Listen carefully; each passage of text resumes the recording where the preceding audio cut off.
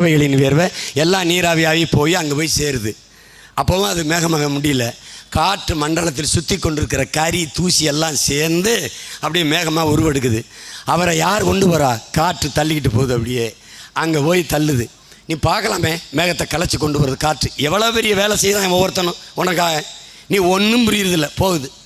போய் அங்கே யார் அவரை தடுக்கிறது? ஸ்டாப். அங்கே ஒரு டிராஃபிக் போலீஸ் இருக்கார். அவர் யார்? அவர் தான் ஹில் பிரேக். அவர் தான் மலை முகடு. அங்கே நிறுத்திடுவார். 3000 அடிக்கு இருப்பார் அவர் நிறுத்திடுவார். ஏன் அவர் நிறுத்துறாரு? அங்கே நிறுத்துவார்.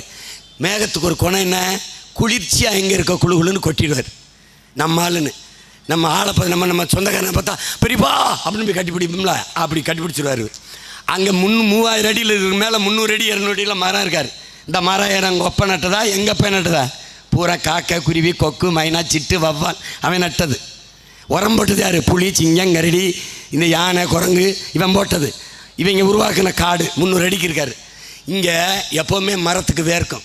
அப்போ குழு குழு குழு குழுன்னு இருந்தவுடனே நம்ம சொந்தக்காரன்னு மேக மழையை கொட்டிடுறாரு. கொட்டினவுடனே அவர் நீர் அப்படி ஓடி வரும். ஒரே நாளில் உருந்து கீழே போக விடுறதில்லை. அவர் போக விடுறதில்லை. அங்கே யார் பல பேர் வேலை செய்கிறான்? கிராஸ்லேண்டு அப்படின்னு ஒருத்தர் இருக்கான், புல்வெளி. அவன் என்ன பண்ணுறான்? அந்த தண்ணீரை பிடிச்சி அவன் உணவு தேவைக்கு புற்கள் வச்சுக்கிறான். ஒரு புலி செத்து போனால் 26,000 மனிதர்களுக்கான குடிநீர் தேவை நின்று போகுதுங்கிறான். குடிநீர் குறைஞ்சி போகுதுங்கிறான். எங்கள் ஒரு புலி சேர்க்கறதுக்கு செத்து போகிறதுக்கு இந்த தண்ணிக்கு என்னங்க சம்மந்தம் இருக்குது? இதான் உயிரியல் சுழற்சி தொடர்ச்சி. இந்த புலி இந்த